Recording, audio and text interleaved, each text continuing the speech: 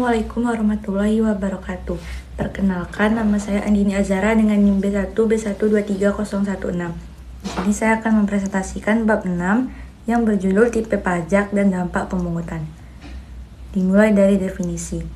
Dalam bagian ini akan diulas berbagai tipe pajak dan dampak pengenaannya, khususnya pada sektor usaha atau industri dan perusahaan. Sebelum sampai pada pembahasan tersebut, sebaiknya dipahami dulu berbagai tipe pajak yang dapat digolongkan ke dalam pajak langsung dan pajak tidak langsung, keterkaitannya dengan penerimaan negara, serta dampaknya terhadap kesejahteraan konsumen. Proses bagaimana terjadinya produksi dan harga terkait dengan pengenaan pajak juga dibahas dalam bab ini. Langsung ke slide yang pertama, yaitu pajak langsung dan tidak langsung. Yang dimaksud dengan pajak langsung ialah pajak yang beban pajaknya tidak dapat digeserkan atau dilimpahkan kepada orang atau pihak lain.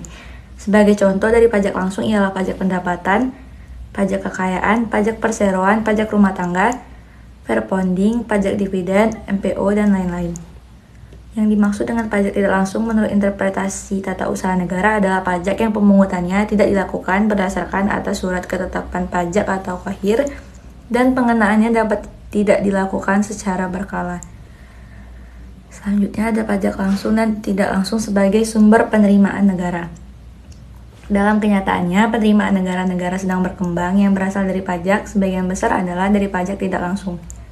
Perlu selanjutnya dilihat apa saja yang merupakan kebaikan dan kekurangan dari pajak tidak langsung sebagai sumber penerimaan yang terbesar bagi negara. Kebaikan dari pajak tidak langsung ialah diantaranya untuk anggaran pendapatan negara, orang-orang yang berpenghasilan kecil dan sukar untuk dikenai pajak pendapatan, biaya pemungutannya rendah, teknik pemungutannya pajak-pajak tidak langsung sesuai dengan maksud dan tujuan.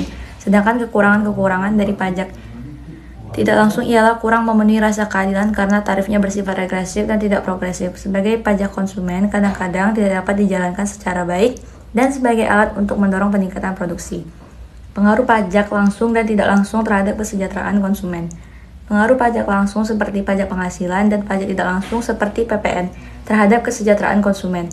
Pajak penghasilan mendistribusikan beban pajak secara merata di antara berbagai barang yang dikonsumsi. Sementara pajak penjualan dapat mengakibatkan penurunan daya beli untuk barang tertentu terutama yang esensial seperti beras. Kenaikan harga akibat pajak penjualan lebih terasa bagi konsumen berpenghasilan rendah, mendorong mereka untuk mengurangi konsumsi barang tertentu. Sebaliknya, pajak penghasilan memungkinkan konsumen untuk menyesuaikan konsumsi di seluruh kategori barang, sehingga lebih mudah untuk mengelola beban pajak secara keseluruhan. Dampak pajak terhadap harga pasar dan keuntungan produsen. Yang pertama, pasar persaingan sempurna. A. Pajak penjualan per unit. B. Pajak lumsum. Yang kedua, pasar monopoli. Yang A ada pajak spesifik. Yang B pajak lumsum. Kesejahteraan yang hilang karena pajak. Kesejahteraan yang hilang karena pajak atau welfare cost of taxation merujuk pada beban tak langsung yang ditimbulkan oleh pajak, berbeda dari biaya langsung atau direct cost of taxation. Contohnya, jika pajak penjualan pada mesin cuci sangat tinggi sehingga produksinya berhenti, tidak ada penerimaan pajak bagi pemerintah. Namun, masyarakat mengalami beban karena kebutuhan akan mesin cuci tidak terpenuhi, menyebabkan misalokasi sumber daya dan menurunkan kesejahteraan konsumen yang harus mencuci pakaian secara manual.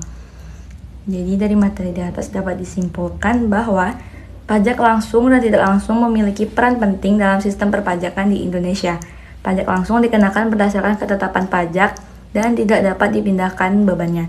Sedangkan pajak tidak langsung berkaitan dengan transaksi dan lebih mudah dipungut. Meskipun pajak tidak langsung memberikan penerimaan yang stabil dan biaya pemungutan yang rendah, ia cenderung kurang adil karena bersifat regresif.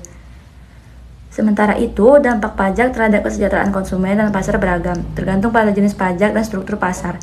Pajak dapat menciptakan kesejahteraan yang hilang ketika beban pajak terlalu tinggi, menyebabkan misalokasi sumber daya wajib pajak tidak selalu ditanggung oleh mereka, melainkan dialihkan kepada pihak lain. Sekian presentasi dari saya akhiri. Wabillahi taufiq wal hidayah. Wassalamualaikum warahmatullahi wabarakatuh.